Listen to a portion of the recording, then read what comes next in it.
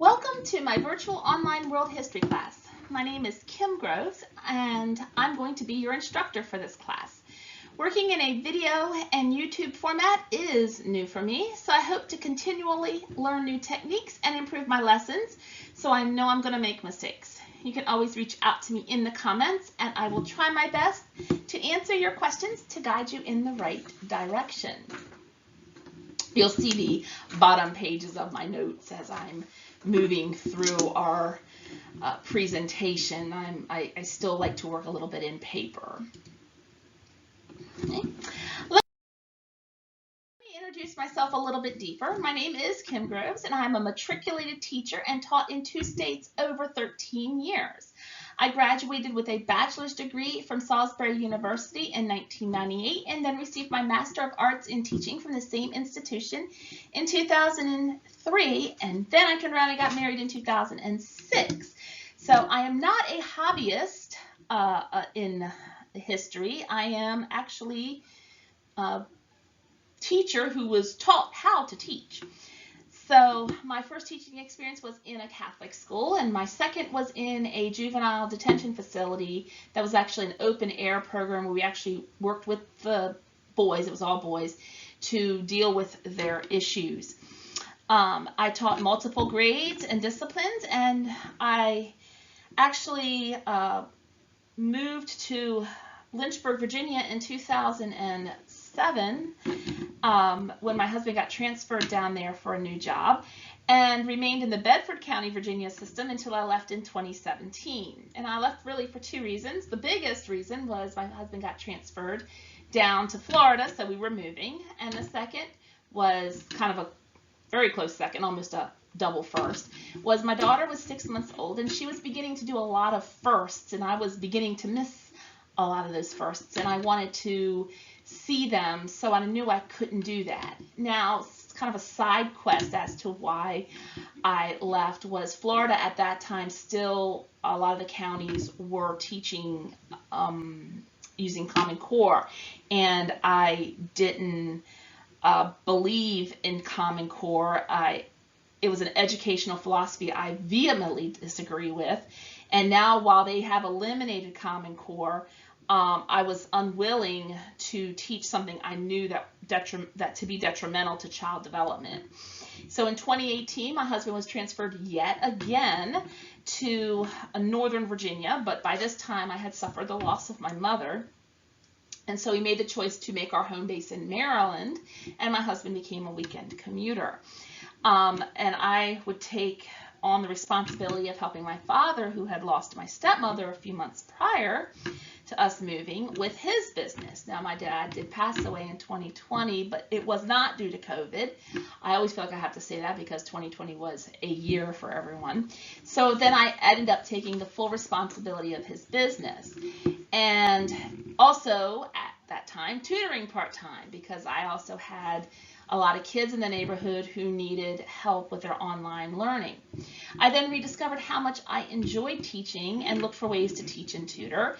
So I built a staff to help me with my other job, or my other business, and I tutored more full-time. And along with my staff, long story short, I kind of took on the full-time responsibility and care of 2 teenage boys whom I affectionately refer to as my adopted sons. And you see them down there with me. So there's me, a professional picture. That's actually my cut off here, but there's a picture of my little girl, and that's my husband, and there's my sons, Kyle and Seth. I wouldn't change anything about this crazy, chaotic life, and I'm thrilled to add virtual teacher to the mix. Okay, now I will always include an agenda. So what we're going to cover. So that's over here. I'm sorry, over here. So today we're going to cover 4 main points. What is world history? Why we should study world history? What will we be talking about during our course? And themes in world history. So we're going to address all 4 of those points in a little bit more in detail. So our first One, what is world history? So before we get into any actual content in world history, we need to actually define what exactly world history is. So there's a lot of definitions out there. So here's three, I feel, very good ones that sort of take three different approaches to what world history is, because it really is a very broad subject. So world history is the study of the past at the global level. That's on worldhistorycommons.org. Put simply, world history is the story of connections within the global human community. That's on springer.com.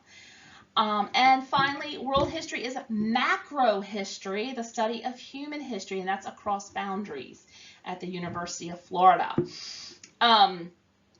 So macro is something that's large. So if you think of microscopes, they look at tiny things, or microbiology or microeconomics, they look at small things. Macro looks at something that's big.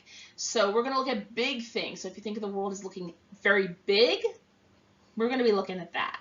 So just to kind of keep an idea.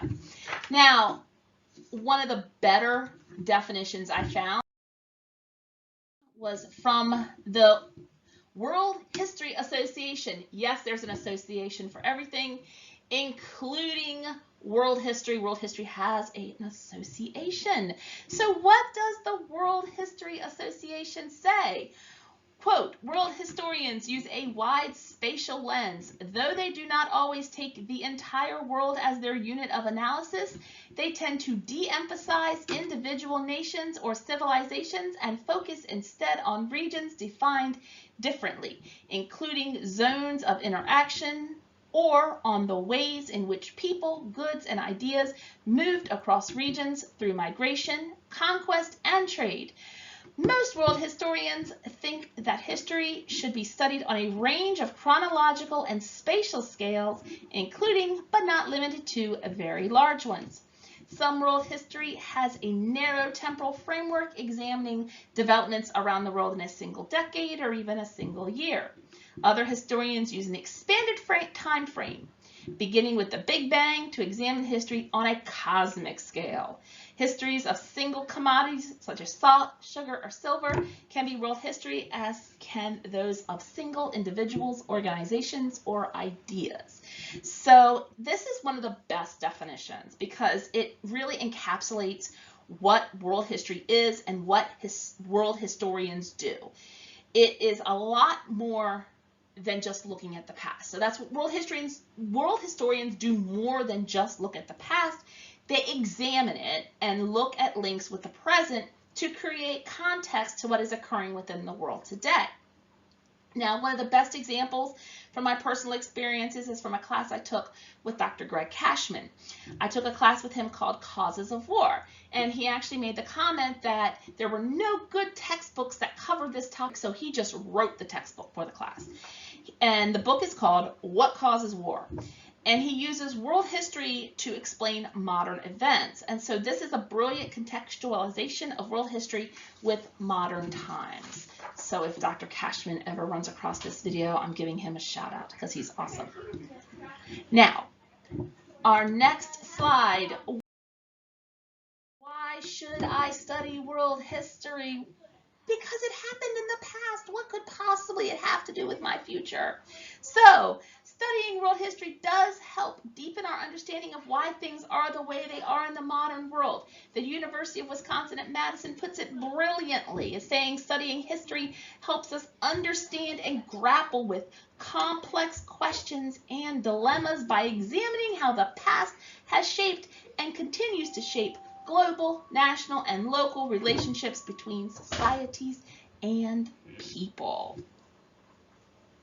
So, again, many of our modern issues have their roots in the past, so we shouldn't sit here and play a blame game because, as we all know, we're just out here doing the best we can, making the best decisions we can based on the information that we can. And I am an avid Star Wars, Star Trek fan, so as Boba Fett says, I'm just a simple man making my way through the galaxy like my father before me. So let's just look at world history like that. People were just making their way through the world like their forefathers before them. Now, I ran across this. This is from a experienced middle and high school tutor named Sean M.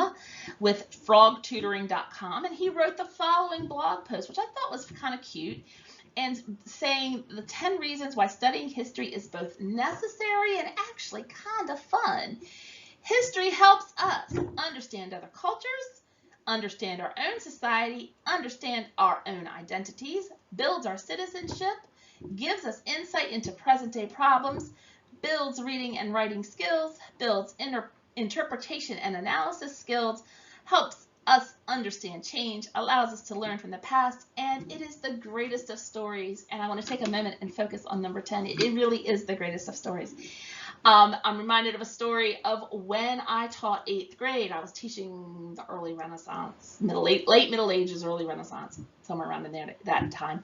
And I was talking about the Borgias. And this one class, it was my first period. Of course, it's the beginning of the day. And this class was bored out of their minds because it's first thing in the morning. So I said, okay, I'm going to talk about the Borgias. So I pulled out a lecture about the Borgias. And I had these 4 boys in the back. And as soon as I started talking about Lucretia Borgia allegedly poisoning her family, and then there was a Borgia Pope who had like a wife and a mistress, and then there was popes who were married and had children and all this, and a female pope, and how the Borgias just kind of controlled everything. The ears on these boys just perked right up. So this was like on a Thursday or a Friday. So these boys went home, went online, and looked up all this information about the Borgias, came back to me on Monday morning and gave a whole presentation on the Borgias. And I have to say, I was impressed. I mean, these guys were amazing.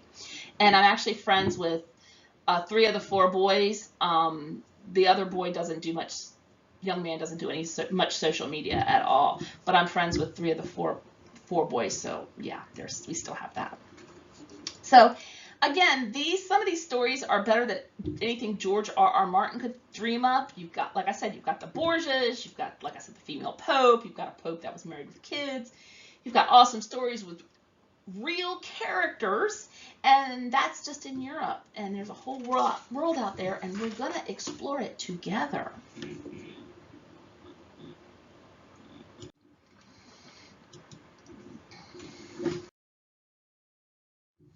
So, what are we going to be talking about? Here's a little bit about what we're going to be talking about. We're going to have a comprehensive course of study covering from prehistory to the modern era. We're going to be taking little side quests into germane topics of the day and how they relate to the topics that we are discussing in history. Now, also always check out the video description for a link to my blog where you'll find links to downloads and printables to expand your study and enhance your learning. I'm all about enhancing your learning. If you're using these videos for homeschooling, feel free to print out the copies you need. Each video is a comprehensive planned lesson with extension activities so you can print, watch, and go. I've done all the work so you don't have to. Now, if you're interested in the text I am using, it is World History and Geography from McGraw-Hill, 2nd edition. I got my copy online from Amazon, but you can certainly Google to find the cheapest price. It's not you don't have to have the text. I'm pretty good at extrapolating from the text. Again, I'll always, and I may also on the blog write a blog post that matches the name of the video so you can easily find it, and I might have some more in-depth information about the topic because I'll try to keep the videos under 40 to 45 minutes. Now, there are several themes in world history. There's about 6 themes in world history, so we're going to explore them here briefly.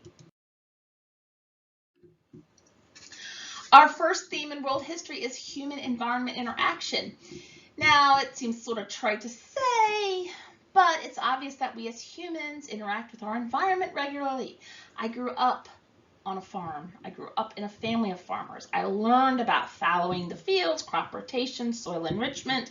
I also grew up around the water, and I grew up near watermen and around watermen. I learned about the need to preserve our waterways and the fish and sea life that lived there and how many people made their living from the water. I've also seen firsthand the effects of such things as population growth, human migration, and patterns of human settlement, and as all of us can testify to, how disease can affect our lives. I mean, 2020 was a year, as I like to say.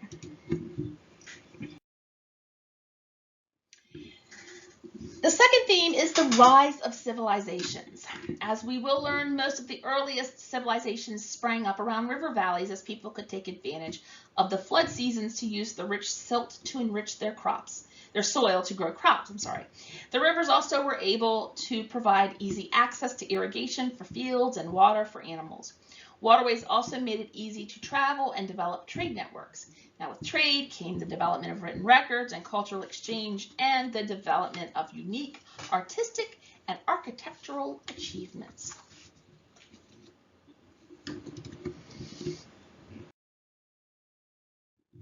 There's actually, in our third theme, we see the growth and change in societies. Over time, naturally, like groups of people tended to congregate together and develop their own society and rules that govern that society, including gender roles, family roles, customs relating to kinship, racial and ethnic differences, and social and economic strata.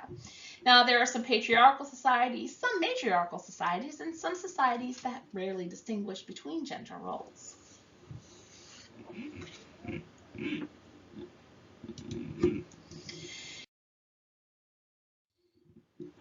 A huge part of world history, and this is where everybody sort of like thinks of world history, is the development of political institutions and ideas. After people had settled into groups or tribes or communities, they realized they needed a way to maintain order. So forms of government were developed, leaders were elected, laws were enacted, and the way that those ancient governments were organized have trickled down to the modern day and affect the way we do things. So many of the laws that we have today are actually byproducts of those ancient laws that were from thousands of years ago. The theme of belief systems is tied to the human need to believe in something or someone larger than themselves, be it a god, a creator, or some guiding force that created the universe and guides people's actions. And yes, this even includes if you want to believe in the Force, as in you want to be a Jedi. So again, I'll put in a few Star Wars and Star Trek jokes here and there.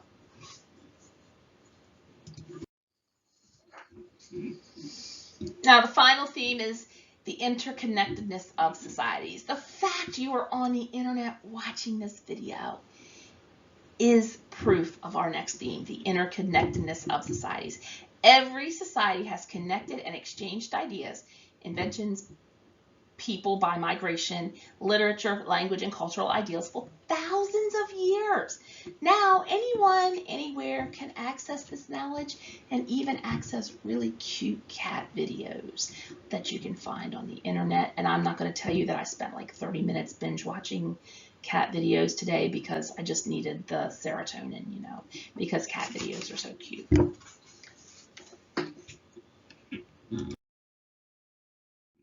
So the last 6 slides have been brought to you courtesy of a 2019 Teachers Curriculum Institute from Kentucky.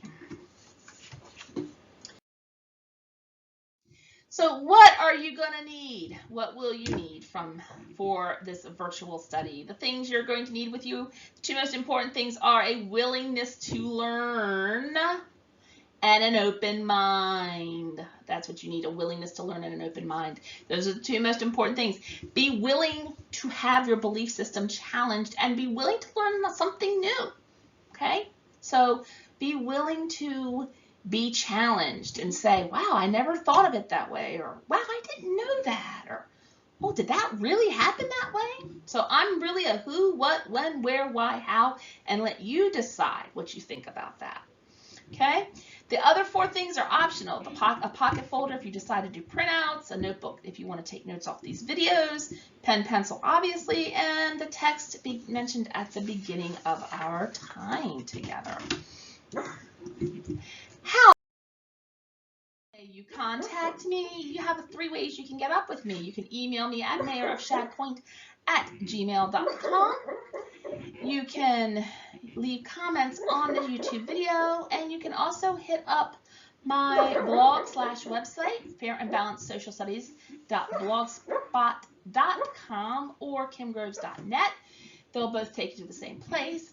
Don't forget to like and subscribe so you know when I post new content. I'll also be posting American history and American government content as well under the same channel. So be on the lookout for those if you're interested in those topics as well. So this is my first video. So as I hopefully will get better at this, you'll see more content from me, and I hope to be able to post pretty regularly, so you'll have a constant stream of content. So thank you for joining me today for my first video. Again, if you have any questions, feel free to contact me at any of these ways. Check out my blog. I'll leave a few things on my blog for you to take a look at and in the video description. And also, you can feel free to leave your comments. Don't forget to like and subscribe. Thank you, and have a great day.